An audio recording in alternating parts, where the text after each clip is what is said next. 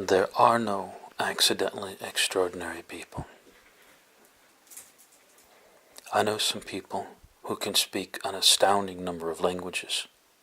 Do you know how they did it? They learned another language. They memorized all the verbs, they learned the conjugations, they practiced. They look like an idiot sometimes because they said things wrong. And then when they got it, they didn't stop. They went and learned another language, and then learned another, and learned another. Now they speak 26 languages or something. And everybody's saying, wow, you have a gift for languages. And you do, because by that point, you can acquire new ones very quickly. But you still have to do all the work. I knew a guy who could run. I mean, I've been able to run a little in my life, but not much. And I could run with him for about a block, and then I'd be gasping for breath. This guy could run faster than I could run, and he could run for 6 hours at a time. He'd just go up in the mountains and run for 6 hours. There's a tribe somewhere around Mexico, I don't know exactly where, but a tribe who would hunt deer by chasing them. And deer are built for bursts of speed, but they're not built for continuous running. And these people would run after them, and the deer would get tired and they would keep running.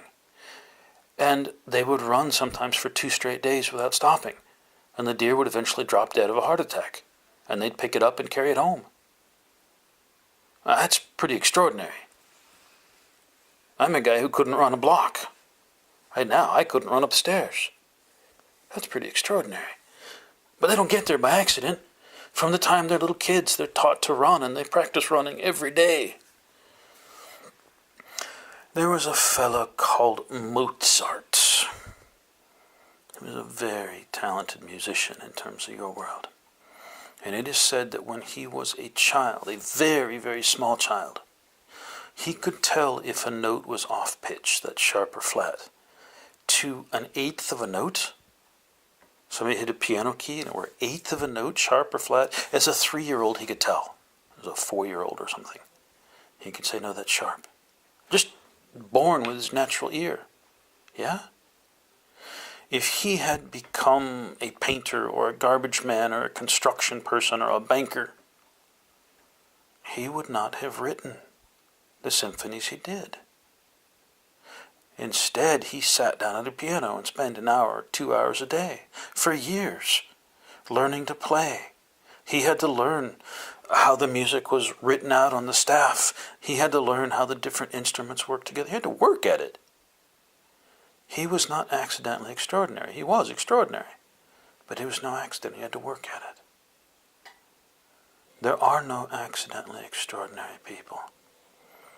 There are potentially extraordinary people, and there are circumstances that allow us sometimes to be far more than human. But these are only potentialities. The difference between an ordinary and an extraordinary person is the extraordinary person works at it. To be extraordinary takes work, no matter what field you choose. If you want to be among the best, you make a commitment to it and you work towards it. And you have the chance to become truly extraordinary. But it doesn't happen by accident. There are no accidentally extraordinary people.